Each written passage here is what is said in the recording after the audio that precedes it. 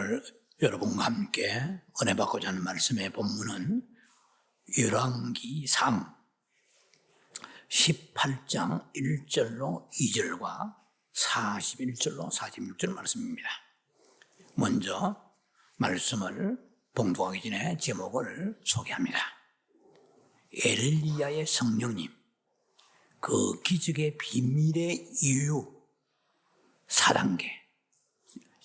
다소 제목이 깁니다마는 엘리야의 성령님, 그 기적의 비밀의 이유 4단계라는 말씀입니다. 기름 부심의 시리즈로서는 8번째 시간입니다. 본문은 제가 봉독합니다. 많은 날이 지나고 제3년에 여호와의 말씀이 엘리야에게 임하여 이르시되 너는 가서 아합에게 보이라. 내가 비를 지면에 내리리라. 2절입니다. 엘리야가 아합에게 보이려고 가니 그때에 사마리아에 기근이 심하였더라. 이제 41절로 넘어갑니다. 엘리야가 아합에게 이르되 올라가서 먹고 마시소서. 큰 비 소리가 있나이다. 아합이 먹고 마시러 올라가니라.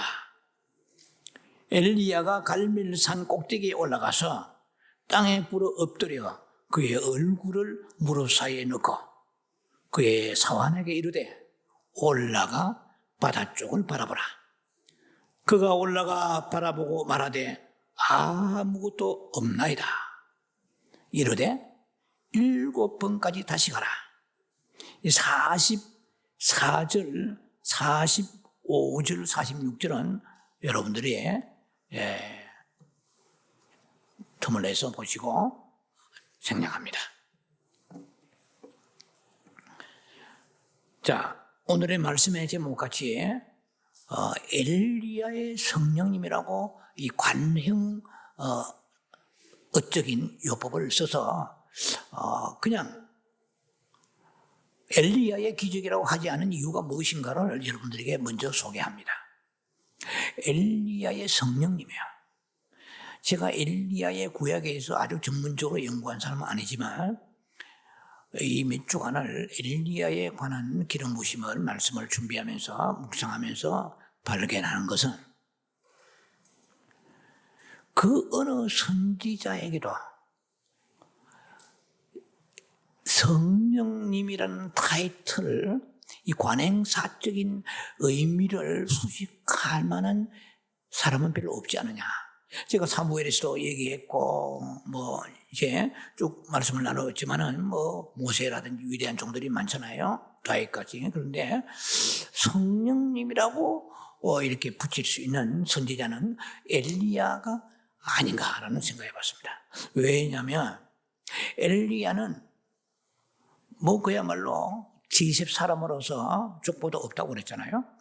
근데 엘리야를 하나님이 쓰시는 그 과정은 신약에 와서 우리들에게 성령의 역사를 예표하는 것이 아닌가라고 생각했습니다. 왜냐하면 엘리야는 지난 주일에 설교한 것을 여러분들이 잘 기억을 하는지 모르겠습니다. 평생 기억했으면 좋겠어요. 그리 시내가로 내려가라. 그거 한마디라도 기억하세요. 그리 시내가로 내려가라. 그리고 그리스도 예수의 임재 안에 숨어라. 사타르. 아마 이런 기억하실 거예요. 자, 어쨌든 간에 이 엘리야는 그리 시내가에 내려가서 세상을 피하고 즉 아방에 죽이려고 했죠. 왜냐하면 비가 오지 않으리라고 예언했기 때문에 아방에게 정치적으로 반기를 드는 것과 같은 메시지를 자기에게 선포했기 때문에 그런 거예요. 생명이 위험하죠. 어느 면에 볼 때는. 그런 이유 있지만 하나님께서 엘리야를 쓰시기 위하여서 엄청난 영적인 전쟁이 앞으로 기다리고 있단 말이에요. 우리는 에베소 6장의 말씀처럼 우리도 우리의 싸움은 힐과 육에 있는 게 아니잖아요. 전신갑주 입고 우리도 날마다 영적인 전쟁을 해야 됩니다. 엘리야 때에 바알 선지자하고 전쟁이 하나의 구약 성경으로 역사적 사실로 끝나는 것이 아니고, 성경은 제가 늘 말씀드리잖아요. 타이팔로지라고 해요. 예표적인 의미가 있어요. 항상 구약은 신약의 그림자예요. 그러면 실체, substance, 실체는 신약이거든요. 그럼 신약에 오늘 우리가 살면서 구약에 일어난 일들을 하나의 큰 교훈으로 삶아서 풀이해 나갈 때 새로운 영적인 우리의 어떤 지식이 열리게 되고 또 우리에게 유익이 오게 되는 것입니다. 그리 시내가가 있었기 때문에 엘리야가 있은 거예요. 한마디로 말하면. 거기서 뭘 했습니까? 거기서 세상을 피하여 아방의 칼날을 피하여 그리 시내가에 내려가서 하나님과 독대하며 시편 91편 1절의 말씀처럼 여호와의 그 그늘 아래서 그는 안식하며 He will rest in the shadow of the Almighty God. 하나님의 그늘 아래서 안식하면서 그 임재 속에서 많은 계시와 기름 부심 받았다고 봅니다. 우리가 너무나 저나 여러분들 우리가 준비가 되지 않아요. 그 준비는 어디에서 되느냐? 그리 시냇가와 같은 골방이 있어야 돼요. 목사님, 저희는 집이 협소하고 골방이 없는데요. 어디라도 기도하는 것이 골방이라는 거예요. 기도 처소가 있어야 된다 이 말이에요. 그런데 거기에 너무나 분뇨하고 이렇게 산만하면 안 되겠지만, 그래서 그런 지혜롭게 기도 처소를 준비하고 하나님과 독대해야 돼요. 그렇게 해서 이 갈멜산의 전투에 승리하게 되고, 오늘 말씀은 이제 승리하고 연달아서 계속해서 가뭄이 3년 6개월 계속된다고 야고보 5장 17절에는 말씀하잖아요. 그 가뭄의 기간이 3년 6개월이에요. 그 가뭄이 계속되는데 엘리야가 이제는 와가지고 아방에 와가지고 이제 비가 온다고 큰 비 소리가 있나이다 하고 이제 이렇게 얘기하는 내용이 오늘 이 전체의 핵심으로 나갑니다. 언제는 비가 안 온다고 했다가 그런데 그대로 되는 거예요, 또. 그런데 이번에는 비가 온다고 또 얘기하는 거예요. 그런데 그런 그 기적의 이유가 있는데 그걸 4단계로 나누어서 오늘 여러분과 나누자는 얘기입니다. 그리고 이제 엘리야의 성령님에 대한 얘기입니다. 그리고 성령님의 흠뻑 젖어서 성령과 그런 깊은 교제 속에서 구약에는 성신의 시대니까 내재하지는 않았지만은 그때 위에서 부어주시는 성령의 체험을 깊이 했습니다. 그리고 갈멜산의 전투에 승리하고 비가 내리게 하고 했더니 이제는 오늘 다루지는 않습니다만은 이제 이세벨이 이러저러한 소문을 듣고 자기 남편 아합 왕에게 소문을 듣고 뒤집어지고 깨져야 되는데 850명 직접 850명 안 돼. 성경을 자세히 보면 450명입니다. 850명 선지자에게 모여라, 갈멜산에 모아라 이렇게 얘기했어요.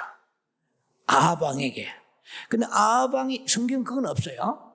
이렇게 치밀하게 들어갈 필요까지 없는 것은 좀 이해를 해야 돼요. 850명과 싸웠다고 생각하는 것이 우리들의 일방적 개념입니다. 아주 틀린다고 볼 수는 없겠지만 자세히 성경을 낱낱이 들어가 보면 실제는 450명이에요. 아세라 400명 플러스 바알 선지자 450명 플러스 850명 토tal. 그런데 기존 시내가 죽인 사람은 성경에 자세히 볼라치면 450명이에요. 그리고 두 번이나 나와요. 450명이란 말이에요. 어떻든 저는 그런 거 생각했습니다. 나머지 400명은 아합 왕이나 아니면은 이세벨이 못 가게 했을 수도 있지 않느냐. 또 하나는 이 아합 왕이 갈멜산 꼭대기 전투할 때 거기 임시 왕실 처소를 만들고 오늘날 말하면 텐트 같은 거죠. 임시 왕실 만들어 놓고 지켜봤다는 거예요. 목사님 그 근거 어디 있습니까? 올라가서 먹고 맛있어야 돼. 올라가서 어디로? 갈멜산으로.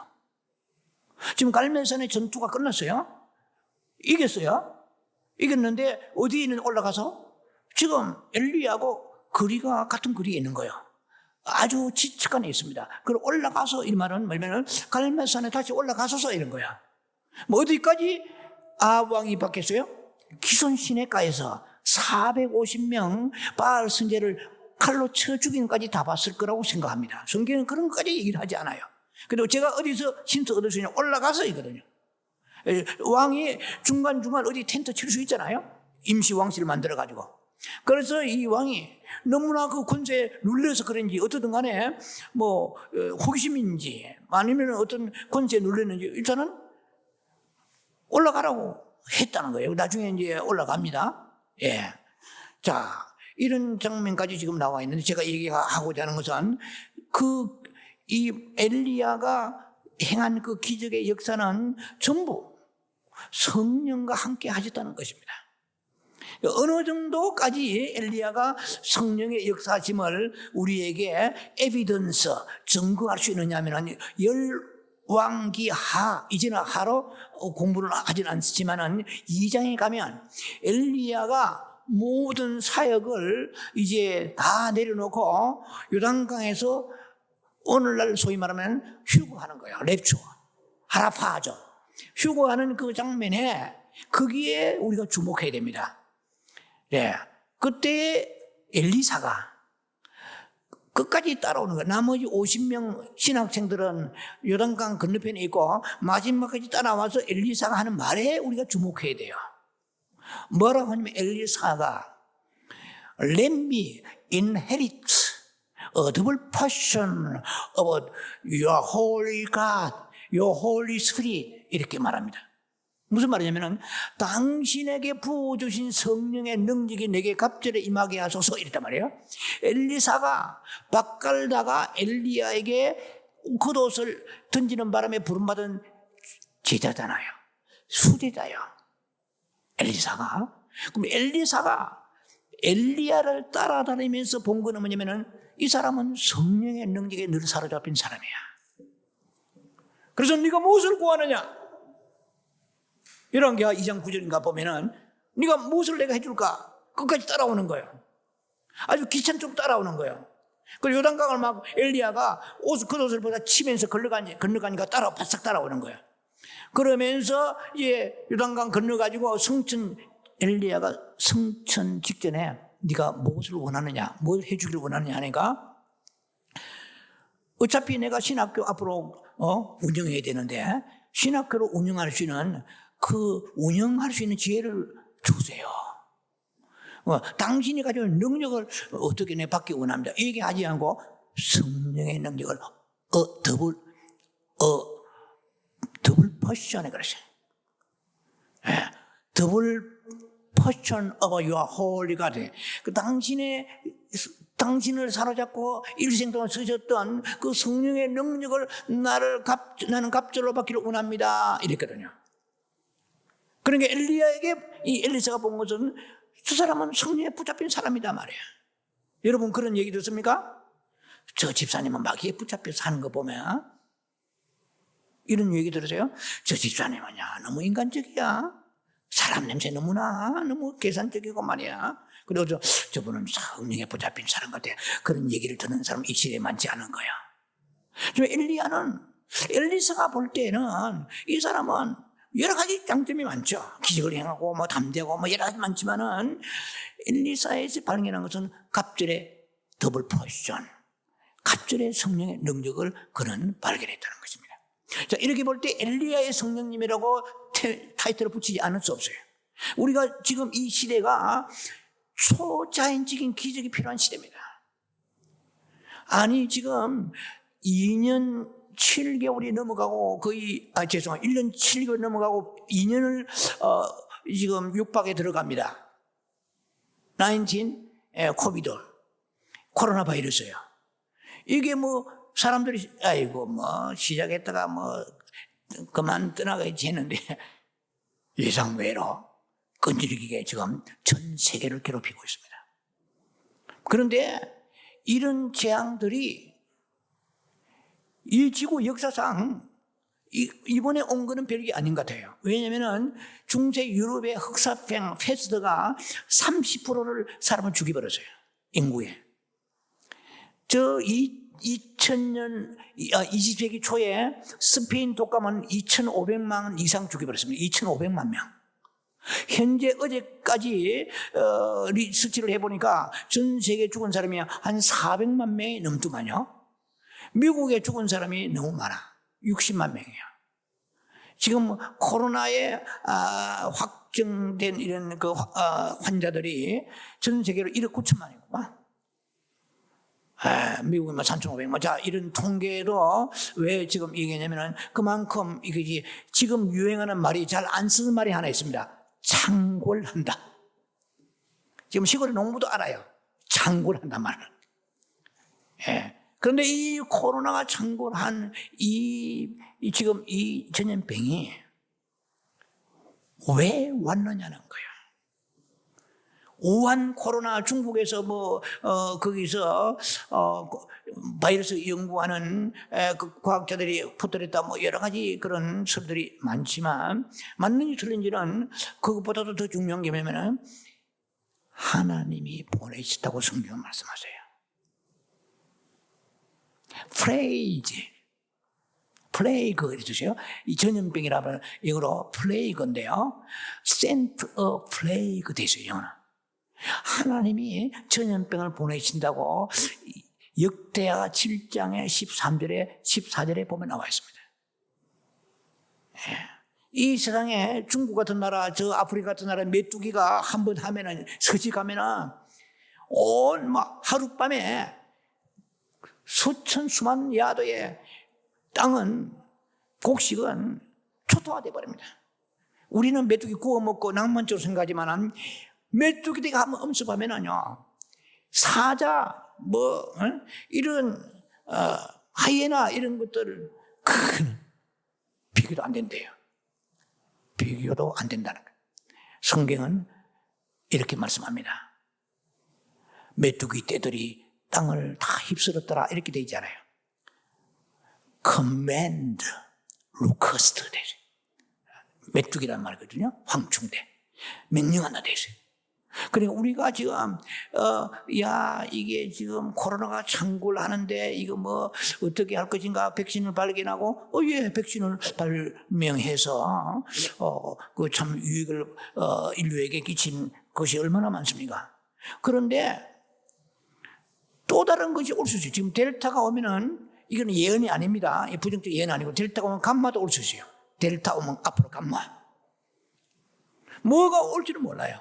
왜냐하면 하나님이 이 시대의 이 재앙을 보내시는 이유는 뭐냐면은 오늘 이 엘리야의 얘기와 연관이 있습니다. 죽게 돌아오라는 거예요. 네. 아모스 5장 6절에 7절에 보면은 여호와를 찾으라. 그러면 네가 살리라 그랬어요. 아모스 5장 14절, 죄송합니다. 아모스 5장의 1절로부터 14절까지 있습니다. 죄송합니다. 4장은. 아모스 4장은 1절로부터 14절까지 있는데 거기에 5번이나 제가 이 설교 준비하면서 아모스를 보게 하시는데 아모스를 보면서 이 시대와 같은 그런 현상이 구약에 많아요. 그런데 아모스를 보면서 느낀 것이 뭐냐면은 하나님이 왜 코로나 바이러스를 보내시는가? 이거 인간이 연구에 백신 개발하면 또 다른 게 옵니다. 델타가 오고 그다음에 감마가 오고 뭘 올지 몰라요. 우리는 미봉책을 써가지고 그때 문제 해결하는 그런 신앙 가지면 안 돼요. 근본적인 문제가 뭐냐는 거야. 여호와께로 돌아오는 거야. 근데 아모스의 4장에 보면 무려 14절 사이에 5번이나 이렇게 말합니다. 너희가 내게로 돌아오지 아니하리라. yet 했어요. You have not returned to me 됐어요. 너희가 아직 내게로 돌아오지 않았다 이 말이야. 아직도 미순도 종족이 많은데 너희들 뭐 하고 있느냐? 너희 중보기도 뭐 하고 있느냐? 여러분 한번요, 알지도 못하는 그 뭐 아프리카 가봉이라든지 무슨 나라들 여러분들 아는 대로 한번 기도해 보세요.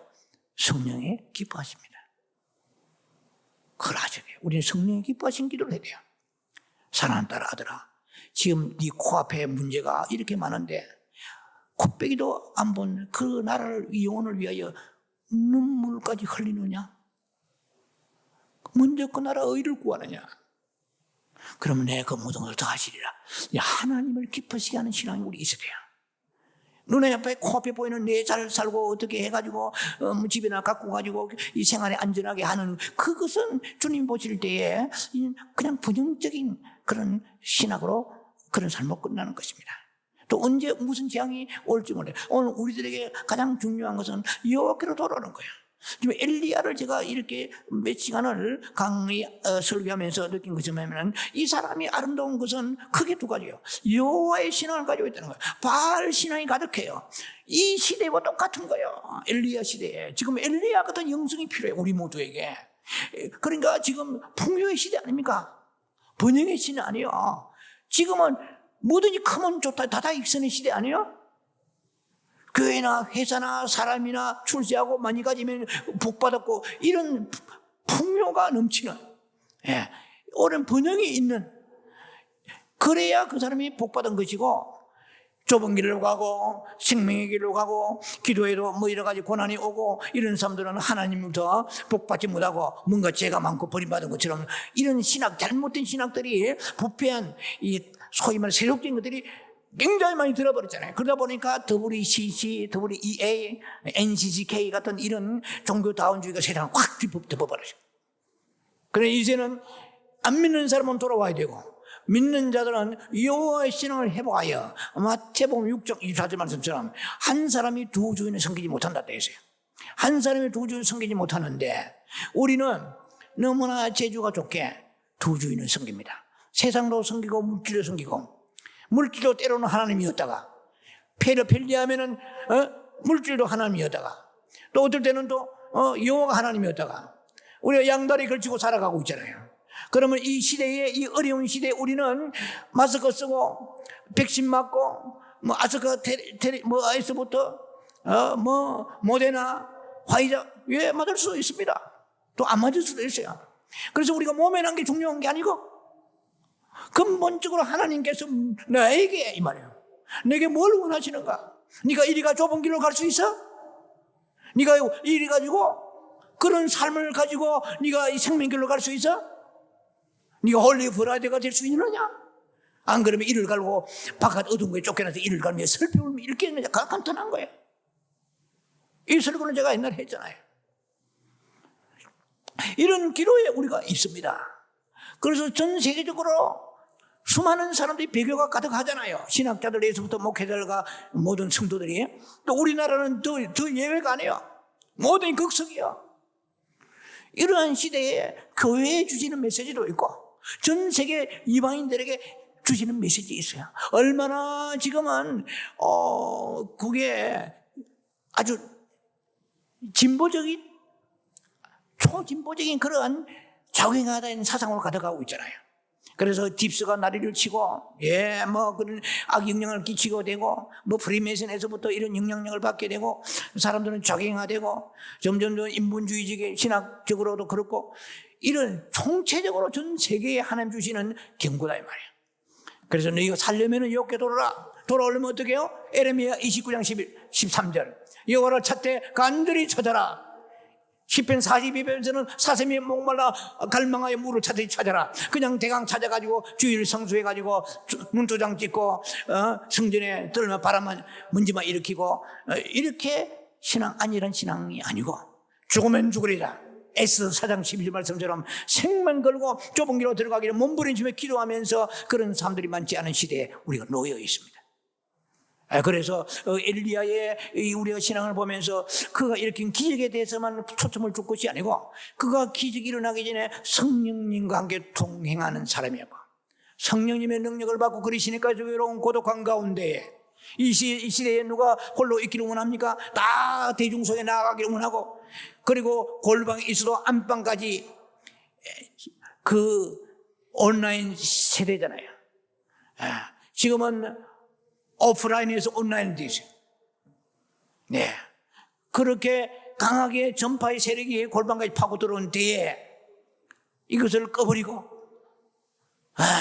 내려놓고 너와 내가 1시간 함께 있을 최소한 20분에서 30분 1시간도 나와 함께 있을 수 없더니 주님 그렇게 말씀하셨거든요. 그래서 제자들이 예수님 십자가 지시려 다 도망간 이유는 겟세마네 동산에 기도하실 때 다 졸고 앉았어요. 뭘 했는지 침을 질질 흘리면서. 그거는 성경에 없습니다. 돌돌리만 뭐 그리 물지도 않은 거리에 기도를 안 한 거예요. 예수님의 생각과 예수님의 갈망과 예수님의 그 꾸시는 거대한 아버지 나라에 대한 그런 비전에 대해서는 관심이 없는 거예요. 그러다 보니까 여러분 설교도 그렇잖아요. 자기 관심 없으면 졸음이 와요. 그러니까 예수님의 가시는 길을 설교는 들었지만은 부활에 대해서 아버지 나라에 대해서는 관심이 없는 거예요. 그러니까 너희가 시험에 들지 않도록 깨어서 기도하라고 하는 말씀조차도 놓쳐버리지 않습니까? 자, 어쨌든 간에 성령 관계 동행한다는 그 사실이 굉장히 중요합니다. 오늘 우리가 뭐 코로나 바이러스뿐만 아니고 개인적으로도 우리가 기적이 있어야 돼요. 저는 기적을 좋아합니다. 기적을 믿습니다. 그러나 기적만 좋아하면은 번영신학주로 흘러버립니다. 가장 중요한 핵심 속에 여호와의 신앙으로 돌아와야 되고, 그러려면 성령님과 동행해야 된다는 거예요. 동행하려면 그리스도의 가로 내가라. 사타르. 그리스도의 가로 숨으라 말이에요. 그래서 세상과 분리되고 그 고독한 가운데 그 단 얼마라도 그 모습이라도 보여야 되는 거예요. 자, 갈멜산의 영적인 전투에서 엘리야가 하늘에서 불을 하나님 부어주심으로 승리했습니다. 그래서 만방의 승리를 알렸습니다. 그런데 거기서 끝나지 않냐고 오늘도 이런 본문에 의한 것과 같이 3년 6개월 동안에 비가 오지 않을 것이라고 예언했던 그 엘리야 입에서 이제는 큰 비의 소리가 있다고 오늘 열왕기 왕상 18장에 말씀을 하십니다. 1절 2절에 말씀하셨죠. 자, 그런데 그 기적의 그 비밀을 그러면 우리가 이 어떻게 해서도 비가 오게 되었는가를 우리가 말씀을 또 나눕니다. 근데 비가 오지 않을 것이라는 예언보다도 제 생각이에요. 그거는 성경에 있는 건 아니에요. 비가 온다는 예언이 더 어렵습니다. 지금 캘리포니아는 가물어요. 지금 몇 년째 지금 계속 비가 이 강수량이 부족합니다. 그런데 깊이 기도 안 해도 캘리포니아에 가뭄이 오리라. 이거는 저도 할 수 있고 누구도 할 수 있습니다. 그런데 비가 온다는 예언은 이거는 제가 볼 때는 굉장히 확률이 낮습니다. 엘리야는 비가 오지 않는다 했으니까 비가 안 왔기 때문에 아합이 상당히 충격을 받았겠지요. 그러나 역시 정말 하나님께서 안 내리시는가 아직까지 긴가민가 하는데 거기에서 이제 봉합하는 비가 이제는 내린다고 메시지를 증거하는데 엘리야가 몸백으로 이렇게 얘기하느냐는 거예요. 왜냐하면 그 얘기 첫 번째, 이 비밀의 기적의 비밀의 4단계 첫 번째는 성령님의 음성을 들으라는 거예요. 그리고 세미할 수도 있고 약간 소리가 날 수도 소리를 들을 수도 있겠죠. 구약에서는 사실은 거의가 almost 대부분이 물리적 음성을 주십니다. 저도 이 지금 일생 목회하면서 물리적인 음성을 들은 적이 몇 번 있습니다. 그런데 3번 안에 들어가요. 소리를 귀에다 갖다 들리는 거 그대로. 영음이 있고 물리적인 소리가 있습니다. 그런데 지금 열왕기상 18장 41절에 보니까 올라가서 먹고 마시소서 큰 비의 소리가 있나이다 이랬거든요. 누구에게? 엘리야가 아합 왕에게 지금 그렇게 말하는 거예요. 이 갈멜산 영적 전투가 끝나고 난 직후에 지금 이런 얘기가 나옵니다. 그런데 이게 큰 비의 소리라 The sound of heavy rain이라고 되어 있어요. The sound of heavy rain. 큰 비의 소리. 예.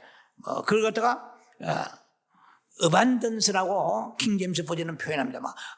많은 양의 비에, 같은 뜻이죠. 많은 양의 큰 비의 소리가 있나이다. 이 말은 비가 온다 이 말이에요. 이제 폭우가 온다 이 말이에요. 가랑비가 오는 게 아니고 폭우가 올 것이다.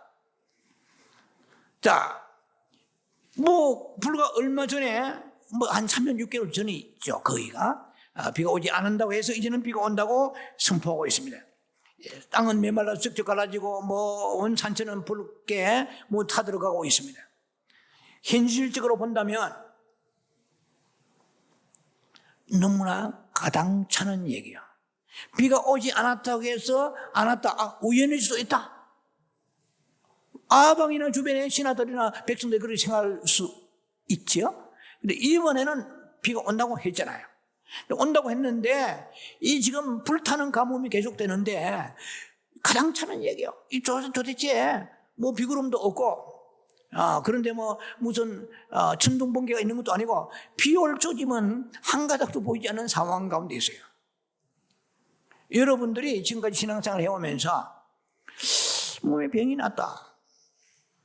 그런데 무슨 문제가 꼬여가지고 해결할 기미가 보이지 않는다. 전혀 문이 열릴 가능성은 없는 거예요. 그런데 기도하는 가운데 성령께서 혹은 목회자나 혹은 자기 개인적으로 치료하리라. 곧 나으리라. 이 문제가 해결되고 열리리라.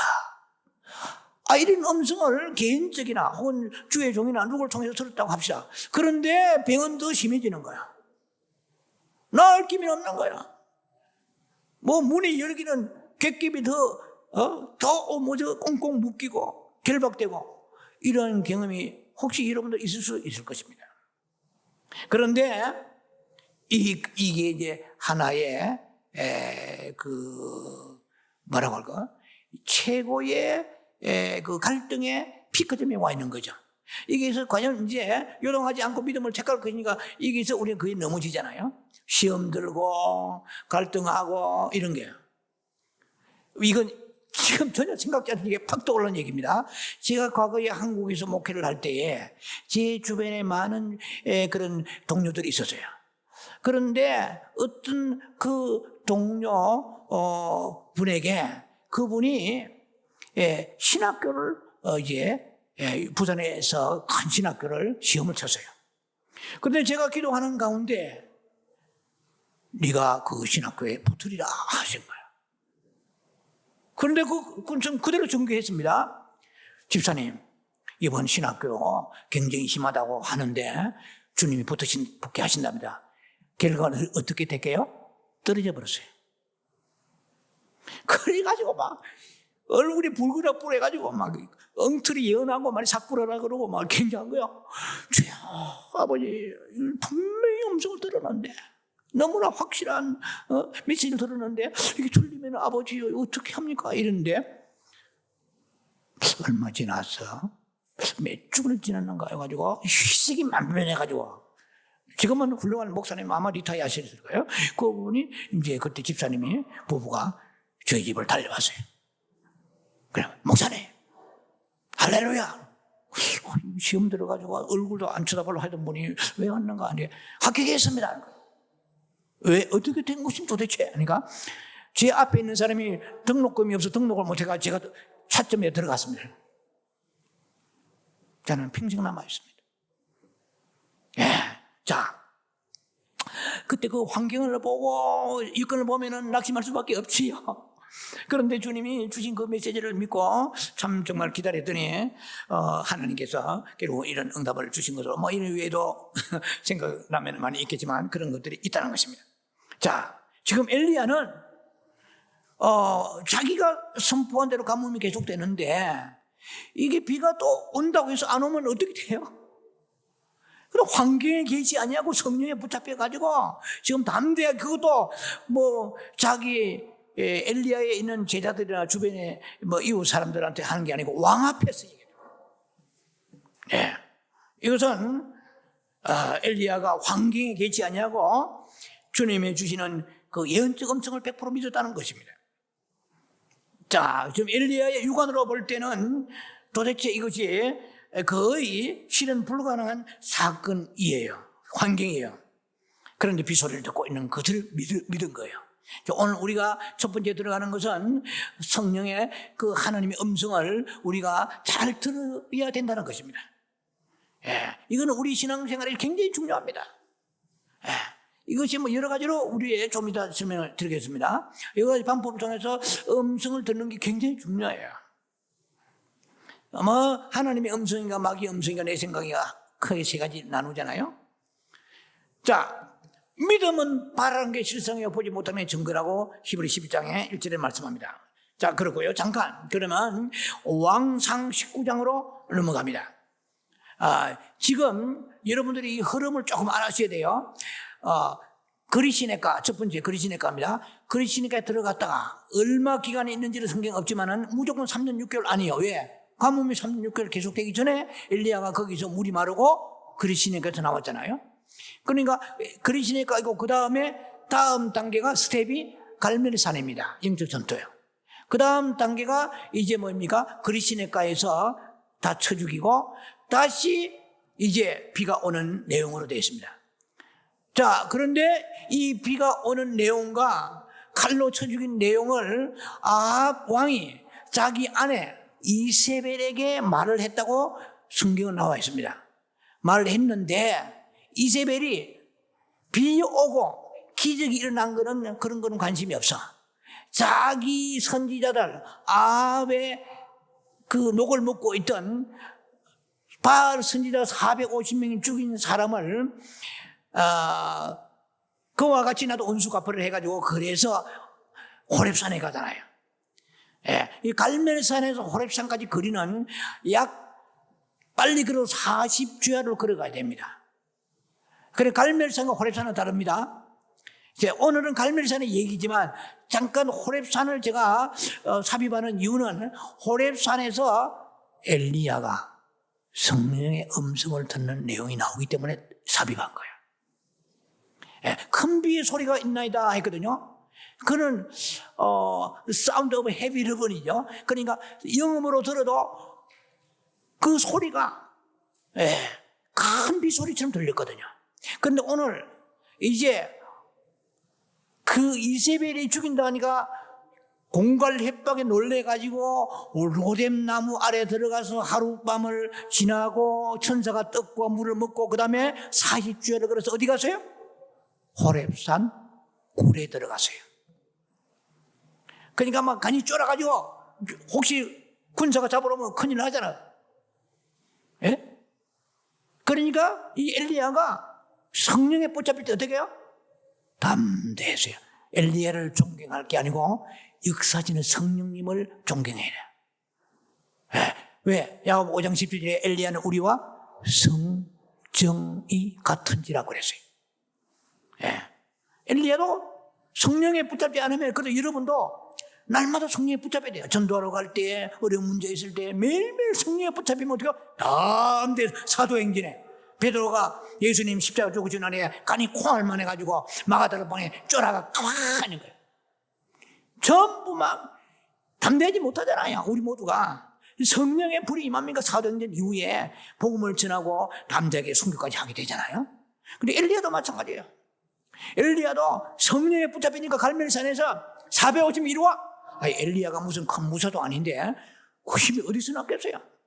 자, 이걸 우리가 중요시해야 됩니다. 성령에 붙잡아 주소서. 어려운 문제 있으면은 내가 막 머리 계산하고 돌리고 막 잔머리 돌려가지고 내 이 말 해야 되겠구나.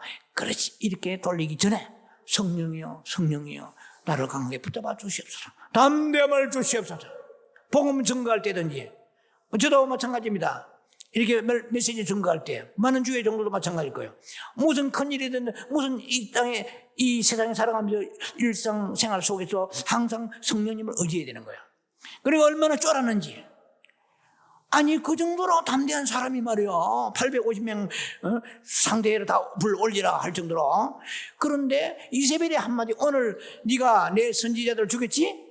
너도 이맘때면 내일 이맘때면 이와 같이 되리라. 그 한마디에 쫄아가지고요 오늘날 말하면 36개 도망친 거야. 그래서 성경은 엘리야의 성정이 우리와 같다고 그랬거든. 그러면 그게 무슨 말이냐면 너가 성령의 권능을 덧입혀라. 아이고 저는 원래 성격이 좀 소극적이고 담대지 못해가지고 전도를 못하네. 성령의 권능을 입어라. 우리 엘리야같이 담대함이 나타날 것입니다. 근데 엘리야는 쫄았어요. 어쨌든 간에. 그래가지고 성령의 능력에 붙잡힌 것을 이제 주님이 살짝 놓으시니까 호렙산에까지 40주야를 걸어가지고 간 거야. 그래서 천사가 떡을 먹이고 물을 마시면 이제 힘을 얻어가서 가서 굴에 숨어서 발레발 떨고 있는 거예요. 이제 그 얘기입니다. 그런데 하나님께서 여호와 앞에서 지나가는데 이제 이 내용은 시간상 제가 여러분 보시고 생략합니다. 왕상 19장 11, 12절에 강한 바람이 막 지나가는 거예요. 허리케인 같은 바람이 지나가는데 막 산이 갈라지고 바위가 쪼개져 터지는 거예요. 그래도 하나님은 거기서 안 계시는 거예요. 하나님의 능력은 나타나는데 하나님을 만날 수가 없는 거예요. 그 다음에 지진이 와 땅이 갈라집니다. 그 다음에 하늘에 불이 내려옵니다. 그래도 여호와 계시지 여호와를 만날 수가 없어요. 그런데 불 후에 나와 있어요. 19장 12절쯤 되면은 불 후에 after the fire 되세요. after the fire 불 후에 그 다음에 뭐이 왔어요? came 했어요. 뭐이 왔다 말이에요. 뭐 왔어요? 하나님의 성령의 속삭임이 a gentle whisper 조용한 성령님은 큰 소리로 이렇게 들릴 수도 있겠지만 또 특히 신약 시대에 우리에게 계속해서 물리적 음성을 듣는다 그러면 그 사람들 의심해야 됩니다. 아니, 집사님 성령님 음성을 어떻게 들었죠? 정확히 학성기처럼 들었다. 어쩌다 들을 수 있겠지만 많이 듣는다 그러면 제가 볼 때는 좀 위험합니다. 약간 의심해 봐야 돼요. 왜냐하면 신약의 성령님은 내주하시잖아요. 자, 그래서 신약적인 그런 예표적으로 볼 때 지금 구약의 시대지만은 세미한 소리가 있는지를 알고 그러세요. 조용한 속삭임 같은 소리가 있었다. 자, 오늘 여러분과 지금 얘기하죠. 내용은 뭐냐면은 이렇게 세미한 성령의 음성을 민감하게 들을 수 있는 비결은 아까 제가 말씀드렸지만 엘리야가 그리시니까 있었다는 거예요. 첫째 이걸 굉장히 중시해야 됩니다. 나의 인생의 신앙생활에서 그리시니까를 내가 이미 떠나버렸다. 제가 볼 때는 보통 문제가 아닙니다. 그리시니까를 자꾸 내려가야 돼요. 그래서 기도와 침묵과 고독 훈련 속에서 거기에서 엘리야의 영성이 거기서 시작됐다는 것입니다. 자, 약간 고전이지만은 주님의 음성을 듣는 법이라는 찰스 스텔리의 책이 있습니다. 하나님의 음성 듣는 법. 보신 분도 물론 있겠죠. 그런데 내 아는 내용을 제가 아주 간단히 요약한다 그러면 하나님의 뜻은 네 가지 통로를 통해서 옵니다. 성경을 읽어가면서 목사가 되고 선교사 된 사람들이 성경 읽다가 뜨거워서 그렇게 간 사람 많아요. 그 다음에 성령의 음성을 통해 가지고 자다가 환상 중에 꿈이라든지 혹은 기도하는 중에 어떤 성령의 음성을 감동을 통해 가지고 가는 사람도 있어요. 그 다음에 또 하는 방법은 환경을 통해서 하나님의 메시지를 주세요. 또 그 다음에 마지막 방법은 사람을 통해서 일을 하세요. 이해가 되시죠? 다윗의 범죄에서 나단 선지자가 나타나잖아요. 다윗의 음성을 못 듣는 거야. 왜? 범죄했기 때문에 음성이 안 들려. 그래서 다윗이 시편 다윗이 썼잖아요. 80%는 59편의 2절에 너와 하나님 사이에 죄 때문에 가로놓여가지고 여호와 얼굴을 돌릴 수 있다고 되어 있잖아요. 그러니까 하나님 음성이 안 오는 거야. 근데 나단 선지자가 나타나가지고 메시지를 증거하면서 하나님의 음성을 듣잖아요. 사람을 통해서 또 환경을 통해서 발람의 당나귀 같은 거 유명하죠. 사람이 아니지만 어떤 환경을 통해서 동물을 통해서도 하나님의 뜻을 말씀하시는 거거든요. 자, 이렇게 네 가지 통로로 이렇게 하나님의 뜻을 우리에게 가르쳐 주십니다. 그런데 하나님의 음성을 듣는 그런 법은 우선 먼저 예수 믿는 모든 사람은 다 하나님의 음성을 들을 수 있습니다. 미리 전제합니다. 왜? 예수님의 양이 안 된 사람은 못 들어요. 요한복음 10장 33절에 내 양은 문지기의 그 음성을 양이 듣듯이 내 양은 내 음성을 듣는다고 그랬어요. 하나님의 양이 아닌 사람은 음성을 못 들어요. 아무리 기도해도 거듭나지 않고 생명이 없는데 어떻게 예수님의 음성을 듣겠어요? 그러나 거듭난 사람, 물과 성령으로 거듭나요. 세례받고 정말 거듭나서 예수 그리스도가 나의 구세주고 나는 죄인이고 나의 십자가 죽으시고 이 간단한 사형리적인 기본적인 믿음만 있어서 구원의 확신이 있다고 그러면 그 사람은 음성을 다 들을 수 있어요. 뭐 제 나름대로 시간이 없습니다만 간단히 정리하면 첫째로 하나님 음성은 누구나 들을 수 있다. 그러면 몇 가지 한 데이스까지로 요약한다면 음성 듣는 법 어떻게 들을 수 있는 것인가? 첫째로 히브리서 4장 5장 보면은 내 음성을 들으라 듣거든 이런 말이 나와 있습니다. 네, 강팍해 하지 말라 이런 말이 있는데 하나님의 음성은 분명히 나에게 주실 거라고 믿는 거야. 믿어야 돼 일단은. 아니 내 같은 게 주시긴 하면 그 이미 끝난 거면 게임이 끝난 거예요. 하나님의 음성을 분명히 주신다고 약속하시니까 음성을 주실 뿐이고 지금 주시고 계시고 주신다는 거야. 이 믿음을 가져야 돼요. 근데 보통 사람도 이러잖아요. 특별하니까 음성도 안 해요. 신약에 와서 구약에는 그렇지만 선지자들만 들었지만 신약에 와서 특별한 사람이 듣는 게 아니고 모든 사람이 하나님의 거듭난 하나님의 자녀라면 다 들을 수 있습니다. 아니 예수를 믿어도 일생 동안 20년 30년 믿어도 하면 음성도 못 들었다고 그러면 문제가 있겠죠.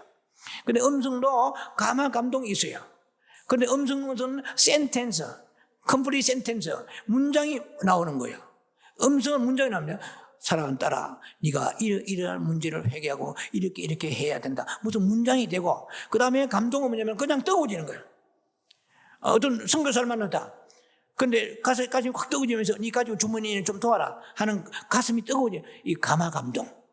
그런데 음성을 오면은 사랑하는 딸아, 무슨 하나님이 쉽게 말하면 대화가 되는 거야. 커뮤니케이션이 되는 거야. 그러면 그 차이지 결국은 감화 감동도 성령이 하시고 음성도 성령이 주시는 거거든요. 그러면 하나님의 음성 듣는 게 굉장히 중요합니다. 그러면은 그 교제가 굉장히 깊어집니다. 이 만물과도 교신하는 모든 만물은 다 하나님과 교신하게 되죠. 왜? 자유의지가 있기 때문에 그들은 하나님과 늘 채널을 이루고 교신합니다. 그런데 이 인생은 선택을 해요. 내가 너무 바빠가지고 세상 일 바빠가지고 음성 들을 시간 세상을 택하면 음성 못 듣는 거예요. 그러면 고적한 시간에 주여 음성을 내가 기다립니다. 그리고 주님이 음성 주시면 두 번째는 의심하지 말아야 돼요.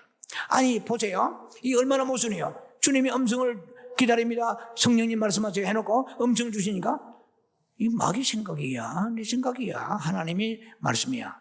이렇게 할 것 같으면 구하지 말아야지. 하나님이 음성을 주시면 그대로 믿으시라고. 목사님 그걸 믿다가 만약에 틀리면 어떻게 합니까? 리스크가 있더라도 우리가 뭐 처음부터 완벽할 수 있습니까? 그래도 음성을 들으려고 하는 거예요. 그러면은 하나님께서 피막을 막아주시고 우리를 보호해 주시면서 사탄이 더 이상 우리의 미혹시키지 못하게 해 주실 것 저는 생각합니다. 그 다음에 갈망해야 돼요.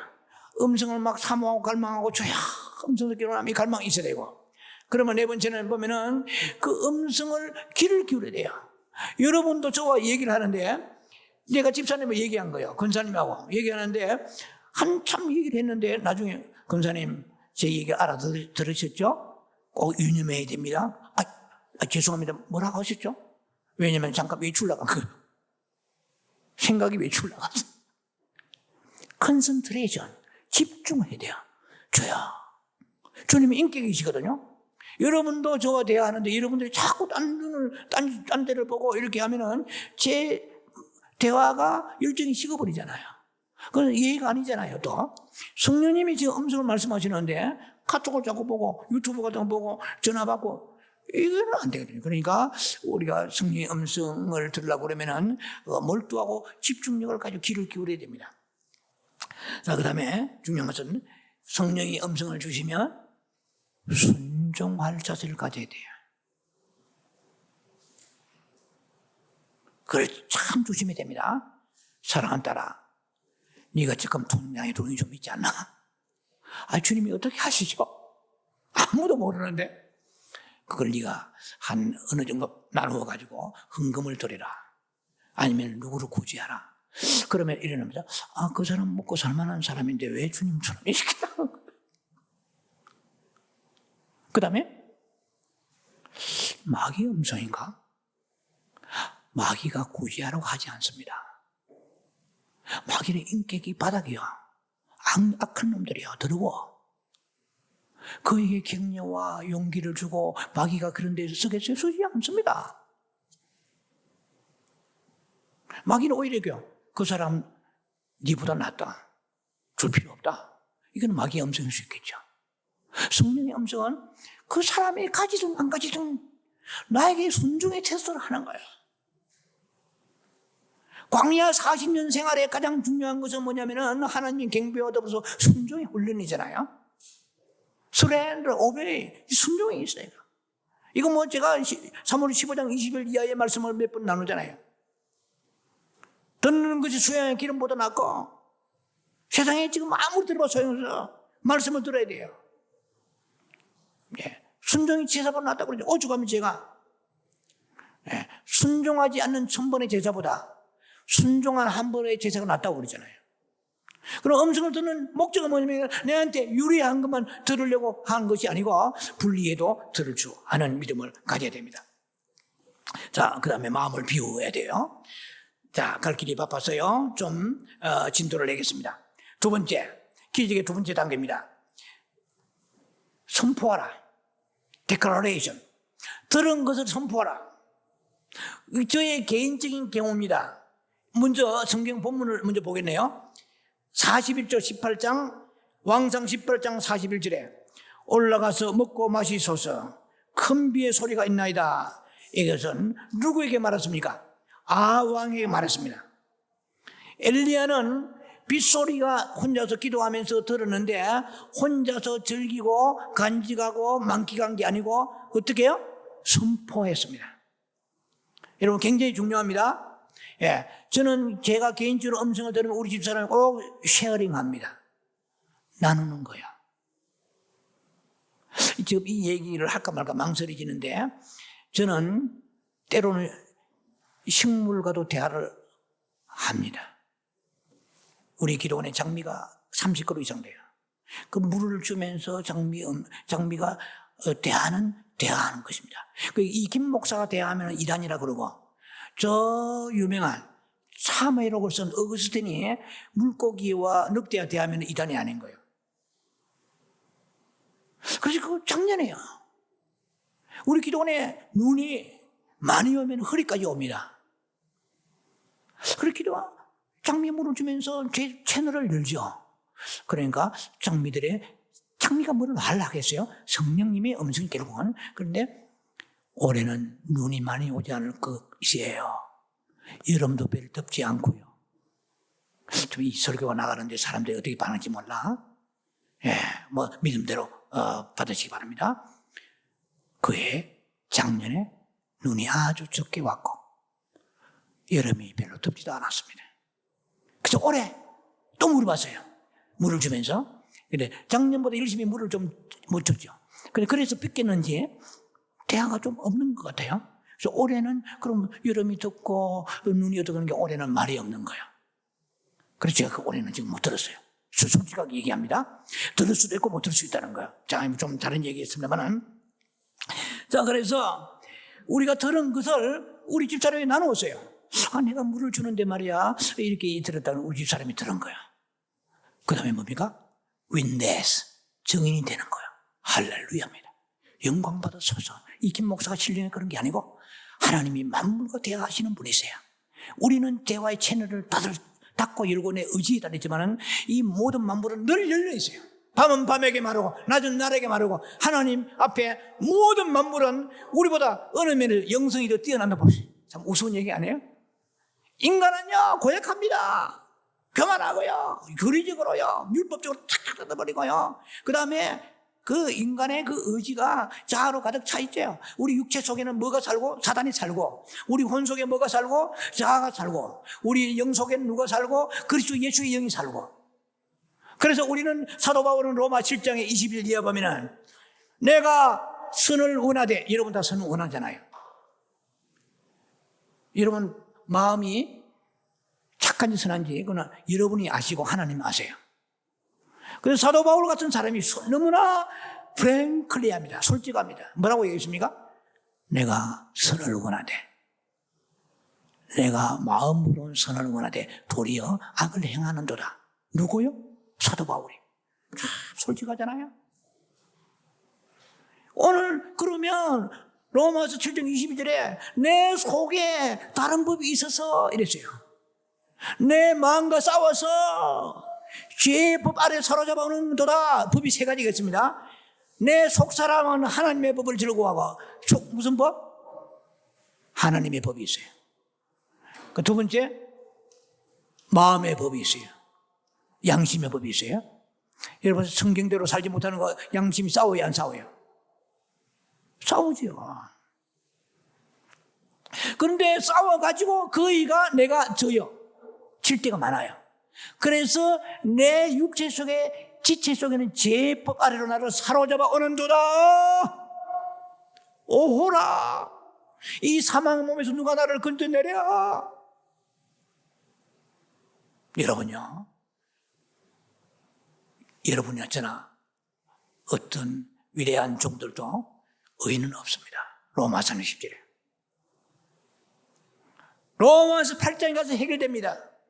성령의 생명의 법이 죄와 사망의 법을 사로잡아 이긴다고 그랬어요.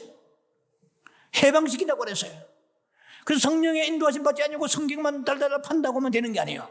성경을 읽을 때 성령이 함께, 성령의 검, 말씀의 검이요. 성경만 계속 연구한다고 해서 되는 것이 아니고, 연구하던 수많은 신학자들, 이단들이 얼마나 많은지 몰라요. 성령은 오시면 겸손하게 합니다. 성령을 회개하게 합니다. 성령을 낮아지게 합니다. 겸비하게 합니다. 자, 가를 시간이 반반에. 자, 오늘 얘기 여러분들은 뭐냐면은, 우리가 믿음으로 행하는데 반드시 선포하라는 거예요. 나누라는 거예요. 예. 자, 그래서 우리의 속사람은요, 하나님을 바라보지만은 우리의 혼과 그 사람은 논리적이고 지식을 추구합니다.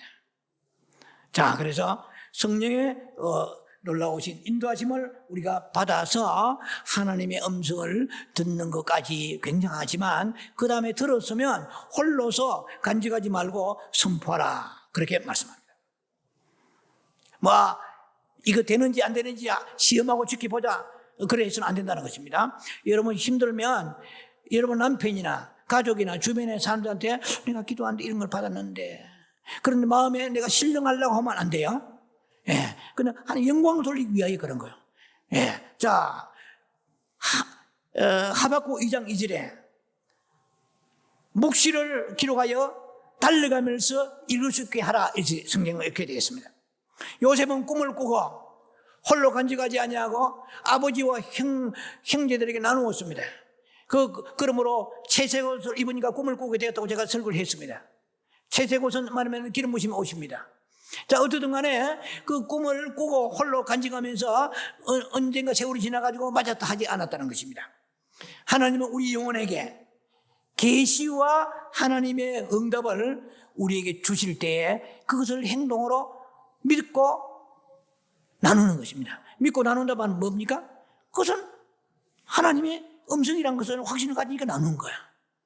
내가 만약에 무엇을 듣고 마귀의 소리냐 하면은 제가 우리 집사람이나 누구에게 나누겠습니까? 그 조심스럽게 나눈다 할지라도 그래도 하나님의 음성을 어떤 통로로 어떤 간에 믿기 때문에 나누는 것입니다. 빌립보 4장 9절에 말씀합니다. 너희는 배우고 보고 받고 들은 바를 행하라 그랬습니다. 그럼 평강의 하나님이 너희와 함께 하시리라. 여러분 성령의 음성을 들으시고 듣고 난 뒤에 선포하세요. 아방까지 갈 필요 없습니다. 주변에 누군가에게 선포하라는 거예요. 그 다음에 세 번째, 힘써 기도하라. 42절, 열왕기상 18장 42절입니다. 엘리야는 선포하고 그 다음에 세 번째 단계입니다. 기적의 세 번째 단계 어떻게 했습니까? 무릎을 꿇고 엎드려가지고 무릎 사이에 머리를 넣고 기도했습니다. 땅에 꿇어 엎드려 무릎 사이에 넣고 기도했다고 되어 있습니다. 이것은 겸손을 말하죠. 절대 복종을 말합니다. 엎드렸다는 복종을 말하고 겸손을 말합니다. 예, 엘리야의 영성 중에 그의 가장 본받을 점 중에 또 하나가 그는 겸손했고 그는 한마디로 말해서 기도의 사람이라는 것입니다. 절박한 마음을 가지고 무릎 사이에 머리를 넣고 기도했습니다. 이거는 아무나 절대 되는 게 아닙니다. 집에 돌아가서 한번 연습해 보세요. 무릎 사이에 머리가 들어가는지. 생명 걸고 기도했다는 거죠. 자, 온 땅 가뭄에 불타고 있습니다. 그런데 하나님 음성을 듣고 선포의 생각이 됐다? 그러지 않고 이제는 기도했습니다. 이 단계를 넘어가야 돼요. 예, 선포하고, 제가 예를 들면은 올 여름에 비가 오지, 많이 온단다, 안 온단다, 눈이 온단다, 겨울에 어떻든 간에 들었다 합시다. 그걸 끝나지 말고, 들은 음성을 이루어지게 하시고, 기도합니다. 아버지, 아방에게 지금 담대하게 선포했습니다.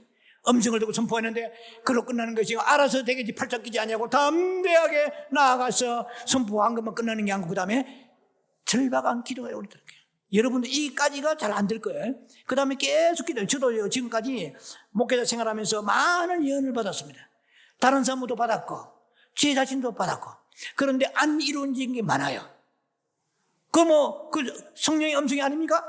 딱 제가 이 말씀을 준비하면서 느낀 것인데 기도가 부족한 거예요. 이 엘리야는 하나님의 음성을 분명히 믿고 확신해서 그 왕에게 선포하는데까지 도달하고 끝나는 게 아니고 그 다음에 엄청난 기도를 했다는 거예요. 목숨 걸고. 예. 얼마나 기도했길래 머리를 무릎 양쪽 다리 사이에 집어넣는다는 것은 이건요 사람이 요가 자세하면 안 됩니다. 요가. 그 정도로 목숨 걸고 하나님이여 이루어지게 하시고 응답하여 주시옵기를 원합니다. 영광에 나타나게 하소서. 기도 외에는 이런 유가 나갈 수 없다고 마가복음 9장 29절에 말씀합니다. This kind can come out only by a prayer. 마가복음 9장 29절에 기도 외에는 이런 유가 나갈 수 없습니다. 믿음으로 선포하시고 기도하시고 마지막에 네 번째 단계입니다. 끝까지 가라. 예, 끝까지 가려고 하는데 이게 누가 걸림돌이 됩니까? 사환이 가서 보고 오라 그러니까 뭐라고 합니까? 아무것도 없나이다 그랬어요. 예. There is nothing there. 아니 가서 구름 조각이 지중해 있는 가서 봐라. 저 바다 끝에 구름 있는지 봐라 하니까 아무것도 없. There is nothing there. 아무도 없나이다. 그러니까 7 times go back. 7번이나 가라. 아마 제 생각에 100번이라도 끝까지 없다고 그러면 100번이라도 보냈을 거예요. 이게 뭐냐면은 한 번 믿고 받았으면 끝까지 확신을 가지고 유동치 말고 어떤 부정적인 말이 중간에 들어오더라도 흔들리지 말라는 것입니다. 자, 그래서 결국은 큰 뒤에 그 소리의 응답대로 바다에서 손바닥만한 구름이 일어나게 됩니다. 그리고 적시로 구름과 바람이 일어나서 큰 비가 내렸다고 45절에 말씀합니다. 지금은 초전적 기적이 필요한 시대입니다. 그런데 우리가 기적만 추구하는 것은 아니고 성령의 임재하심과 기름 부으심과 함께 동행하면서 우리 개인적으로 세계적으로 국가적으로 이 모든 난국을 우리가 타게 나가는데 먼저 우리 자신이 바로 서서 항상 하나님의 음성을 듣는 훈련해야 됩니다. 두 번째는 들었으면 나누고 선포하고 세 번째는 간절히 기도하고 기도해도 안 이루어져도 끝까지 인내하면서 요동치 말고 기도하면서 엘리야의 기적의 승리가 여러분의 것이 되기를 주의 이름으로 축원합니다.